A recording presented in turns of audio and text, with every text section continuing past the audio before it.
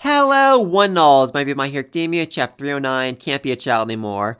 And this chapter does seem to confirm something I was speculating about last week. Deku is trying to keep his identity a secret, because when he goes to give Muscular to the police, he uses a smokescreen again to make sure the police can't see him, which, for one thing, super dangerous, because the police are very heavily armed and super on edge, because Japan has basically become a post-apocalyptic hellscape by now. But on the other hand, it's just really weird, because, Deku has the backing of Japan's top 3 heroes right now, so why doesn't he want people to know who he is? He's trying to hide from the villains? Does he not want the villains to know who he is? Because, he let Muscular see him. Muscular is well aware of who he is. I don't think he's going to keep it a secret. So is it more about his classmates? Does he not want, Bakugo, Shoto, Uraraka to find out where he is, to find out what he's up to right now? I mean, I think they make the most amount of sense. Though if that was his plan, I feel like he should have altered his costume more, because it's very, very iconic and recognizable. Even Tatsumi and Yo, who only met Deku once, are easily able to recognize him even through the smoke screen, so very, very curious about that. Though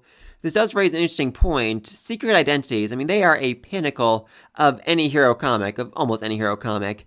And yet we really haven't seen them much in this series. I mean, yes, Vigilantes has it because, the Crawler, Pop, Knuckle Duster, they're all basically criminals acting outside the law. But regular heroes, they work for the government. They're government employees, essentially. And so they're on record, I mean, everybody knows that Endeavor's real name is Enji Todoroki.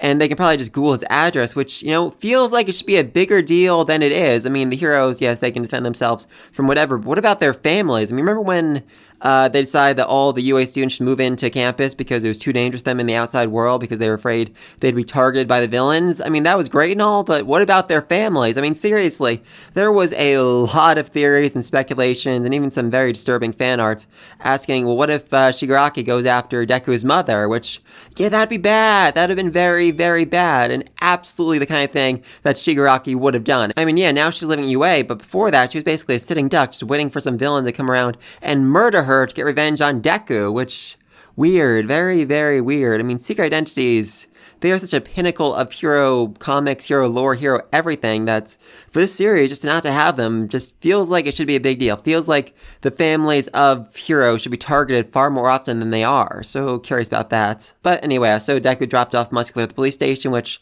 such a bad idea. Why did you not just freaking kill him? I mean, seriously, why was he not on death row already? He murdered 2 heroes before he was sent to Tartarus.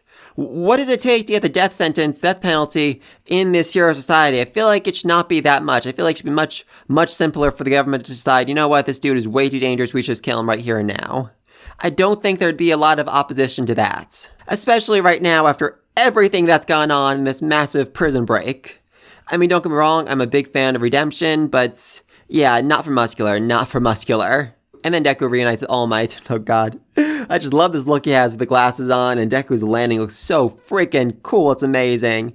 And then we also find out that Deku got a very impressive upgrade in the form of mid-gauntlets, a compression support item that's allowing him to use more of his power without hurting himself, which is very, very interesting, because we saw another version of this in the first movie. They were called the Full Gauntlets. They were created by Melissa, the daughter of Dave, who was the guy that made All Might's costume, and I think Endeavor's last costume as well. So, are we saying the movies are canon now, or at least somewhat canon? I'm very, very curious about that. And while Deku is definitely taking on a much more serious persona over the last couple chapters, I do absolutely freaking love that he instantly recognizes where All Might's ringtone comes from the Silver Age TV special. Oh, Deku, you are such an insane fan. I freaking love that about you. I'm glad that's still the case.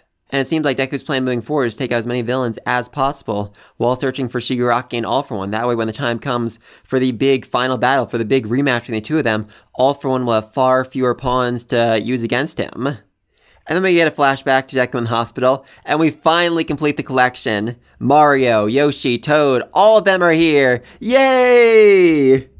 Oh, I love it. I freaking love it. Dr. Mario.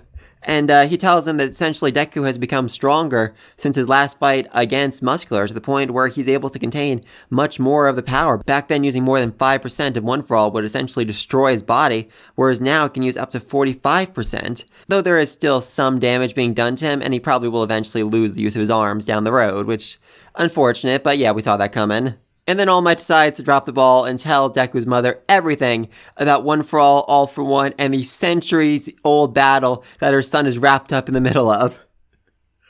Which I love. I just freaking love it. I also do love that Inko, despite everything going on, she doesn't actually blame All Might for doing this, for giving Deku the power, for essentially putting him in, the crosshairs of all the villains in all of Japan and basically the world. And Deku decides now he can't go back to UA. He can't risk putting his friends in harm's way ever again, which, I kind of get where you're coming from, Deku, but at the same time, let's not forget, they are heroes in training. That's literally their job, to put themselves in harm's way. Sooner or later, they're probably going to end up fighting Shiraki as well. So yeah, your whole lone wolf thing is definitely a bad idea. So we do get this absolutely precious moment of Deku and his mother, as he's holding her and telling her, don't worry, I'll come back home to you, and just, oh god. It gave me diabetes. It was that freaking sweet, and I cannot freaking wait for them to reunite again. All Might is so touched by this. He remembers his promise to her to keep him safe, and as All Might is bawling his eyes out, he promises to come along as well, to protect Deku, to be there, to support him in whatever way he can. I freaking love it. Oh, All Might, why don't you just marry Inko and become Deku's new dad? Please, I so want to see that. Seriously, Deku's been in the hospital like 5 times since the series started, and we have yet to see his father. We have yet to even see his father give him a phone call and say, hey son, I heard you were in a fight, how'd it go? So yeah, Inko, just forget about him and marry All Might. It would make Deku so happy. It would make me so very happy. And they also call up Hawks, Endeavor, and Best Jeanist, who holds a phone in the weirdest way imaginable, and tell them about the plan. They're all for it, They basically agree that Deku should be the focal point of their search. They'll basically stay behind. They'll basically stay close to Deku everywhere he goes, so that when Shigaraki eventually comes in, when Shigaraki eventually goes after him, they'll be able to basically pounce on him. And together, the 4 of them will fight against Shigaraki with all the power that Japan's heroes can muster.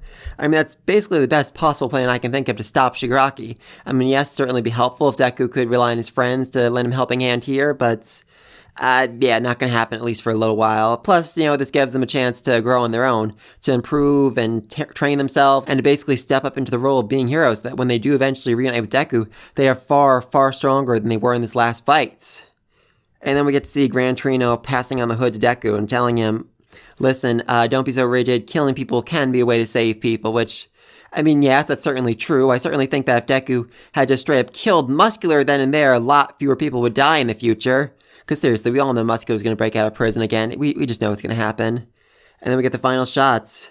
Deku's going to have to settle the score with the villains, as he's being backed up by All Might, Best Jeanist, Endeavor, and Hawks, and I cannot freaking wait for this. Oh, this is going to be fun. This is going to be a lot of fun. Though the question really is raised, where does the series go from here? We just keep seeing Deku, fighting villains one by one in the streets. What about his classmates? Like I said, they're doing their own thing right now. They're stepping up into their own roles of being heroes, and I kind of feel like we need to see that more. So, I'm really not sure. I feel like the series is going to be split so much between the 2 sides of the story. I'm not really sure what to expect from that. It also has been a while since we last checked in on Shigaraki, so maybe next chapter will focus on him. I'm really not sure, but please leave us down below. What do you think is going to happen now that these 4 have teamed up? What villain are they going to fight next? And we still have, Stain, Rappa, and Overhaul, who all escaped from prison, and I feel all have a slight chance of redemption. Overhaul, I absolutely freaking love it if Eri had to heal Overhaul's arms so he could use his quirk to save the day somehow, some way. That'd be so freaking amazing to say.